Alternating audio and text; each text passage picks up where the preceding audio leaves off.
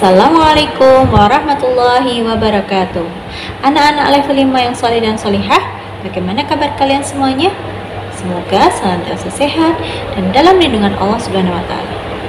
Hari ini Ustazah Tia akan mengajak kalian mempelajari tentang organ pernapasan hewan dan manusia.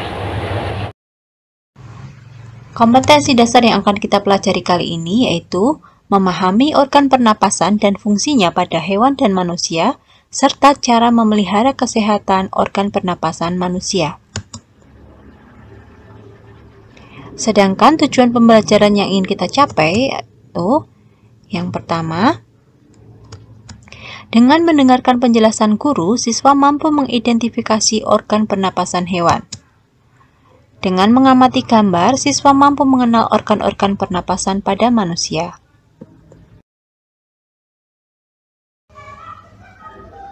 Hikmah Al-Quran dari pelajaran kita kali ini yaitu Quran Surat Ibrahim ayat 34.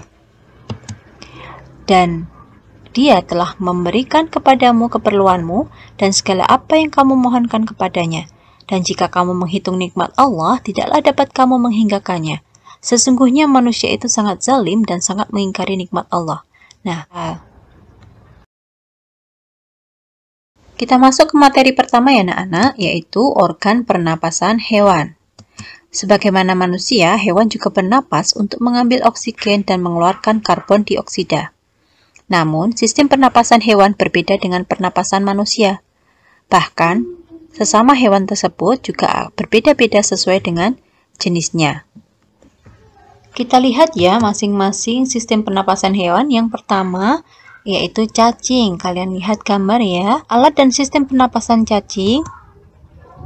Cacing bernapas melalui permukaan mulut. Kemudian, kulit cacing selalu basah dan berlendir dengan tujuan untuk mempermudah penyerapan oksigen dari udara. Saat udara masuk melalui kulit, oksigen diikat oleh darah. Pada darah cacing terdapat hemoglobin untuk mengikat oksigen yang akan diedarkan ke seluruh tubuh. Zat sisa berupa karbon dioksida dan uap air dikeluarkan dari permukaan kulit juga. Kita lihat hewan selanjutnya, yaitu insekta atau serangga. Kita lihat sistem pernapasannya ya. Serangga bernapas dengan trakea, yaitu sistem tabung yang memiliki banyak percabangan di dalam tubuh. Percabangan trakea disebut trakeola. Kalian peramati yang warna oranye ya anak-anak, itu adalah trakea dari serangga. Selanjutnya, trakea mengedarkan oksigen langsung ke semua sel tubuh serta menyerap karbon dioksida dari seluruh tubuh untuk dibuang. Udara memasuki trakea melalui pori-pori kecil dalam permukaan tubuh serangga yang disebut spirakel atau stigma. Kita lihat organ pernapasan hewan selanjutnya, yaitu organ pernapasan ikan. Ikan bernapas dengan organ khusus mirip saringan yang disebut dengan insang. Insang berbentuk lembaran tipis berwarna merah muda dan selalu lembab. Insang terletak di bawah mulut pada kedua sisi kepala ikan. Kalian perhatikan ikan di bagian samping-sampingnya biasanya ada yang bergerak membuka menutup ya. Nah, itulah pernapasan dengan insang. Bagaimanakah pernapasan dengan insang itu? Pertama, insang menutup, mulut ikan membuka, dan dinding mulut mengembang sehingga air masuk. Kemudian berikutnya, rongga mulut menyempit dan mulut menutup, insang menjadi terbuka. Akibatnya, air keluar dari mulut dan melewati insang. Saat itulah oksigen dalam air terserap dan karbon dioksida dikeluarkan. Alat pernapasan hewan yang selanjutnya adalah alat pernapasan amfibi dan reptil. Ya, amfibi di sini adalah hewan yang hidup di dua alam, yaitu di darat dan di air, di mana salah satu contohnya adalah katak. Katak pada saat berbentuk perudu, katak bernapas dengan insang. Setelah dewasa, katak bernapas dengan paru-paru dan permukaan kulit. Kemudian, kita akan lihat alat pernapasan reptil. Reptil di sini terdiri dari contohnya ular, kadal, buaya, cicak. Nah, reptil di sini bernapas dengan paru-paru. Kalian amati ya bentuknya. pada gambar. Pernapasan hewan selanjutnya yaitu pernapasan burung atau aves dengan pernapasan mamalia. Kita lihat alat pernapasan burung. Burung bernapas dengan paru-paru pada saat tidak terbang dan menggunakan pundi-pundi udara saat terbang. Jadi pada saat kondisi burung tidak terbang, maka burung akan menghirup udara sebanyak-banyaknya, kemudian disimpan di pundi-pundi udara. Setelah terbang, maka burung menggunakan pundi-pundi udara itu untuk bernapas. Fungsi pundi-pundi udara selain membantu pernapasan saat terbang adalah membantu mencegah hilangnya panas tubuh dan memperkeras suara. Mamalia, kita lihat ya sekarang alat pernapasan mamalia ya. Mamalia terdiri dari dua, mamalia darat dan mamalia air. Mamalia darat seperti kambing, sapi, gajah, kucing, dan lain-lain bernapas dengan paru-paru. Sedangkan mamalia air atau laut seperti contohnya di sini lumba-lumba juga bernapas dengan paru-paru. Oleh karenanya pada saat-saat tertentu lumba-lumba muncul di air untuk mengambil udara.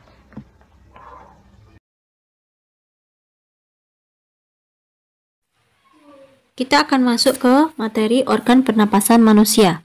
Bernapas pengertiannya adalah memasukkan oksigen atau inspirasi ke dalam tubuh dan mengeluarkan karbon dioksida atau ekspirasi keluar tubuh.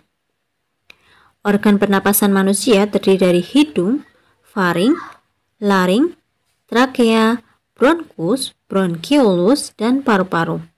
Otot yang berperan dalam pernafasan adalah otot diafragma. Perhatikan gambar ya, otot diafragma adalah yang berbentuk melengkung.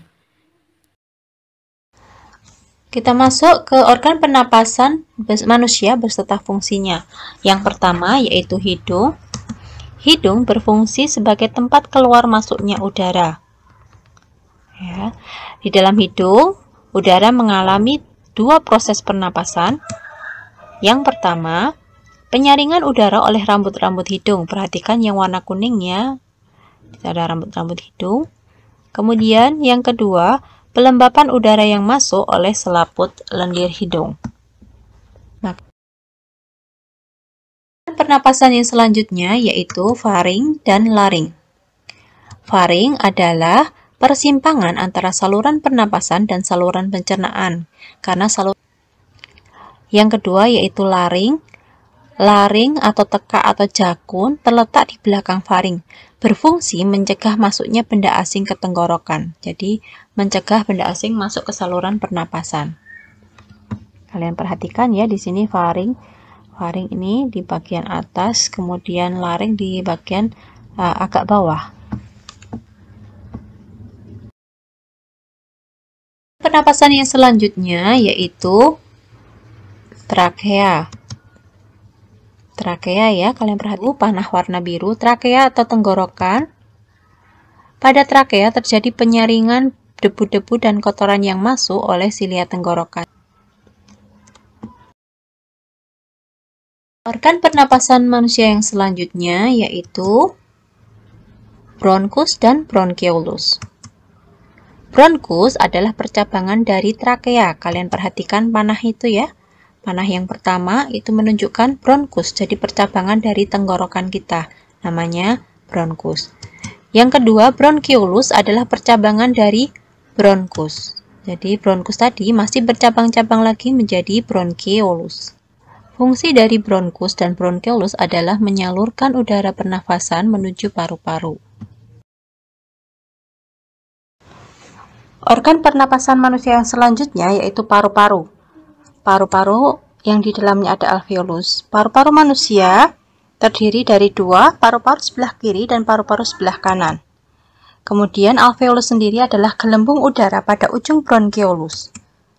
Kalian lihat gambarnya ya, seperti buah anggur ya, kumpulan buah anggur. Fungsi alveolus adalah sebagai tempat pertukaran udara atau pertukaran oksigen dan karbon dioksida. Kita lihat bagaimana sih urutan dari sistem pernapasan manusia itu. Kita lihat ya. Nah, saat udara masuk, dia disaring oleh rongga hidung, kemudian disaring lagi di di dalam trakea. Setelah bersih, maka udara masuk ke paru-paru, kemudian terjadi pertukaran udara di alveolus. Setelah terjadi pertukaran oksigen dan karbon dioksida di alveolus, maka udara akan keluar dari paru-paru menuju ke luar tubuh. Tugas kalian hari ini adalah mencatat materi yang sudah Ustazah sampaikan yang menurut kalian penting ke dalam buku PDR kalian. Demikian tadi anak-anak pelajaran hari ini tentang organ pernapasan hewan dan manusia. Masya Allah, Allah sudah menciptakan begitu sempurnanya sistem pernapasan kita, begitu juga dengan sistem pernapasan hewan-hewan di sekitar kita. Insya Allah untuk hari ini cukup. Kita akan melanjutkan pada pertemuan selanjutnya. Kita tutup dengan bacaan Alhamdulillahirrabbilalamin. Wassalamualaikum warahmatullahi wabarakatuh.